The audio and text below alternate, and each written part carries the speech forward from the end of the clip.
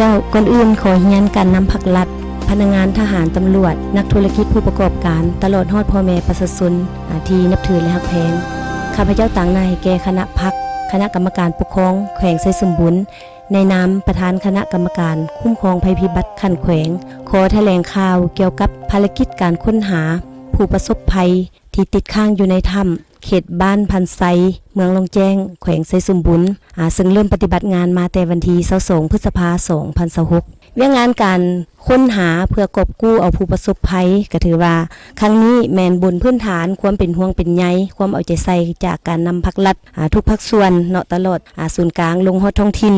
จึงได้สร้างเงื่อนไขเอื้ออำนวยความสะดวกเพื่อการรับการสนับสนุนการช่วยเหลือจากทุกภาคส่วนเข้ามาร่วม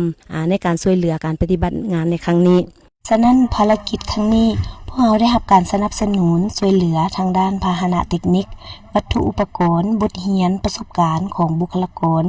จากภาคส่วนต่างๆเป็นต้นแมนสมาคมอาสาเพื่อประชาชนลาวสมาคมใจถึงใจมูลนิธิสายใจลาวหน่วยกู้ภัยจริงใจหน่วยกู้ภัยนครหลวงหน่วยกู้ภัยนาคน้อยนอกจากนั้นพวกเขาจึงได้รับการสนับสนุนการช่วยเหลือเพื่อเขามาช่วยเหลือในการ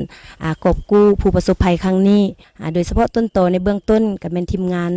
หน่วยกู้ภัยจากราชอาณาจักรไทยเนาะซึ่งมี3ภาคส่วนคือสมาคมกู้ภัยจากเมตตาธรรมแล้วก็สมาคมสายทานและสมาคมบึงการโศกกามได้ให้การสนับสนุนเข้ามาช่วยเหลือแล้วนอกจากนั้นก็พวกเขาก็ได้รับการช่วยเหลือจากสมาคมนักดำน้ำถ้ำลบเนาะซึ่งรวมมี7ประเทศคือประเทศไทยประเทศอินโดนีเซียมาเลเซียญี่ปุ่นออสเตรเลียฟินแลนด์และประเทศฝรั่งเศสเนาะเข้ามาให้การสนับสนุนในการปฏิบัติงานในครั้งนี้ทีมงานกู้ภัยจากหลายภาคส่วนเนาะก็ได้มีการประสานสมทบเนาะปรึกษาหารือและกำหนดแผนการเคลื่อนไหวซึ่งได้ประเมินจากข้อมูลตัวจริงและการประเมินสถานการณ์ตัวจริงเนาะจากนั้นก็ได้ดำเนินการจะตั้งปฏิบัติในการกู้ภัยและตกมาฮอดวันที่27เดือนพฤษภาคม2026นี้เนาะก็ถือว่าสามารถค้นพบผู้ประสบภัยได้5คนเนาะแล้วปัจจุบันก็ถือว่าได้เอามาดำเนินการรักษาฟื้นฟูสุขภาพเป็นปัวสุขภาพแล้วมาฮอดปัจจุบันทั้ง5คนก็ถือว่าสุขภาพแข็งแรงเป็นปกติ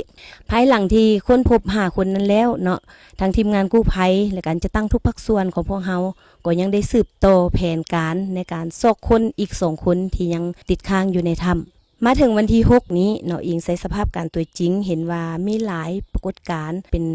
ปัญหาที่พาให้มันมีความยุ่งยากในการซอกหาเนาะเป็นต้นแมนนึงแมนสภาพดินฟ้าอากาศก็บ่อำนวยมีฝนตกหลายอยู่ในบริเวณ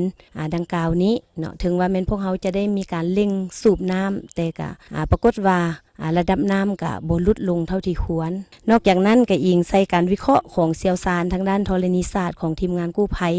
ก็ให้ฮู้ว่าหินผาที่บริเวณปากถ้ำนี่มีท่าเอียงที่จะสุดตัวลงแล้วพร้อมกันนั้นปรากฏมีตะโกนหินทรายและหินอัดตันอยู่บริเวณถ้ำอันนี้ก็เห็นว่าเป็นปัญหาหนึ่งที่อาจเป็นความเสี่ยงในการดำเนินภารกิจการค้นหาต่อไปถึงแม้ว่าทีมกู้ภัยและการจะตั้งทุกภาคส่วนเนาะยังมีความเอาใจใส่มีมนจิตอดทนมีความบุกบืนห้าวหันตัดสินใจสูงแล้วก็ตาม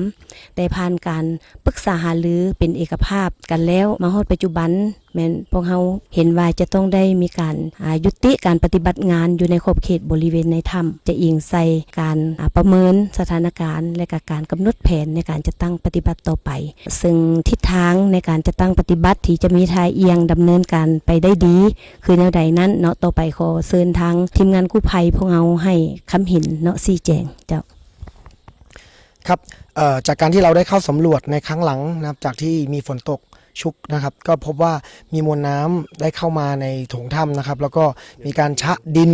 ชะหินทรายนะครับเข้าไปในจุดที่ผมดำน้ำเองนะครับทำให้เกิดการตื้นเขินของจุดดำน้ำทำให้การลงไปของผมเนี่ยมันยากขึ้นแล้วก็เกิดความแคบมากขึ้นนะครับเราก็เลยตัดสินใจออกมาก่อนนะครับแล้วก็พบว่าอันดับต่อไปเนี่ยทางทีมงานเราเนี่ยมีการเข้าไปแล้วพบว่าทางปากถ้ำเนี่ยมีการเคลื่อนตัว เล็กน้อยของตัวหินนะครับเราก็ได้เชิญผู้เชี่ยวชาญด้านธรณีวิทยานะครับเข้ามาประเมินความปลอดภัยของตัวปากถ้ำซึ่งเป็นหินปูนทั้งหมดนะครับก็พบว่าในก่อนหน้านี้เนี่ยมันมีการ after shock จากการแผ่นดินไหวเนี่ยห่างจากเราไปประมาณ200 กิโลเมตรซึ่งทางด้านนักธรณีวิทยาของเราเนี่ยก็ได้พบว่าอาจจะมีการส่งผลทำให้เกิดการเคลื่อนตัวของหินนะครับมีการขยับของหินณปากถ้ำเราหลังจากนั้นเนี่ยเราก็จะได้มีการประเมินตลอดทุกวันในการเข้าออกว่าตัวหินดังกล่าวเนี่ยครับมีการเคลื่อนต่อไหมและสุดท้ายเนี่ยเราก็พบว่าหินดังกล่าวมีการเคลื่อนแล้วก็สุดตัวมากขึ้นจนนักธรณีวิทยาของเราเนี่ยก็พบว่ามันอาจจะเป็นอันตรายต่อไปในการเข้าและออกตัวถ้ำนะครับก็อาจจะส่งผลทำให้นักกู้ภัยแล้วก็นักดำน้ำของเราเนี่ยอาจจะเกิดอันตรายต่อไปในการเข้าและออกครับครับจากการวางแผนภารกิจการปฏิบัติการค้นหาและช่วยชีวิตทั้ง7ชีวิตที่ติดอยู่ในถ้ำนะครับจะได้เห็นผ่านสื่อมาแล้วบ้างนะครับว่าโครงสร้างการปฏิบัติการของพวกเรามีทั้งเหนือเขาแล้วก็ในปล่องถ้ำแล้วก็การบริหารจัดการน้ำซึ่งตลอดระยะเวลาที่ผ่านมาการบริหารจัดการรวมถึงแผนปฏิบัติการได้ดำเนินการตลอดทั้งกลางวันและกลางคืนนะครับตลอด24 ชั่วโมงไม่ได้พักเลยแต่ว่ากลไกที่มีการเปลี่ยนแปลงเกี่ยวเนื่องกับทางธรรมชาตินะครับซึ่งเป็นอุปสรรคปัญหาใหญ่ของภารกิจนะครับก็พิจารณาแล้วว่าคงอยู่ในการบริหารจัดการน้ำจะเป็นเรื่องที่เหมาะควรมากกว่าในเวลานี้มากกว่าการที่จะส่งนักกู้ภัยเข้าไปค้นหาและกู้ภัยภายในถ้ำนะครับเพราะว่าอุปสรรคและปัญหาดังกล่าวนั้นเกิดจากธรรมชาติแล้วก็ข้อมูลที่ได้ชี้แจงมาก่อนหน้านี้ครับมีผลเป็นอย่างมากต่อความเสี่ยงของทีมกู้ภัยจึงพิจารณาไม่ส่งทีมกู้ภัยเข้าไปปฏิบัติการภายในโถงถ้ำแต่ขออนุญาตส่งมอบต่อในเรื่องของการบริหารจัดการน้ำเพื่อเพิ่มโอกาสรอดเราไม่ทราบสถานะในสิ่งที่อยู่ข้างในนะครับว่าจะอยู่ในสถานะไหนแต่อย่างน้อยการบริหารจัดการน้ำในช่วงต่อจากนี้ไปน่าจะเป็นโอกาสที่ดีนะครับและก็น่าจะช่วยได้มากกว่านี้นะครับผมเจ้าโตกับสภาพการปฏิบัติงานเนาะในการค้นหามาฮอดนี้ถือว่าได้ผ่านความพยายามเนาะของทุกภาคส่วนแล้วแนวใดก็ตามข้าพเจ้าต่างหน้าให้แก่การจะตั้งทุกภาคส่วนขอแสดงความเสียใจมายัง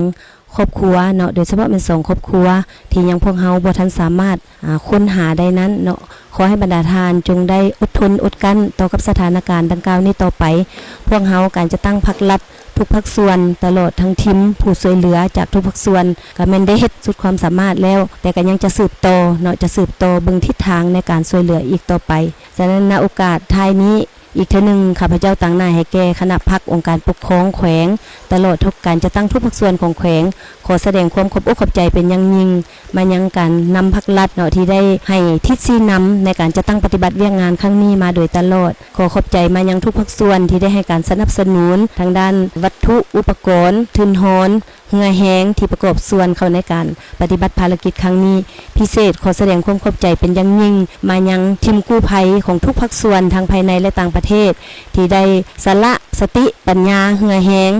ความสามารถทุกสิ่งทุกอย่างเนาะเข้ามาประกอบส่วนเขาในการดำเนินภารกิจในการค้นหาผู้ประสบภัยของพวกเราครั้งนี้แล้วก็ขอไว้ใส่ให้พรมายังทุกท่านเนาะจงมีสุขภาพพลานามัยที่สมบูรณ์แข็งแรงเฮ็ดสำเร็จหน้าที่เวียกงานตามความมุ่งมั่นปรารถนาของบรรดาทานสำหรับทีมกู้ภัยจากต่างประเทศเนาะก็ขอให้บรรดาทานจงเดินทางกลับคืนประเทศด้วยความสวัสดิภาพขอขอบใจ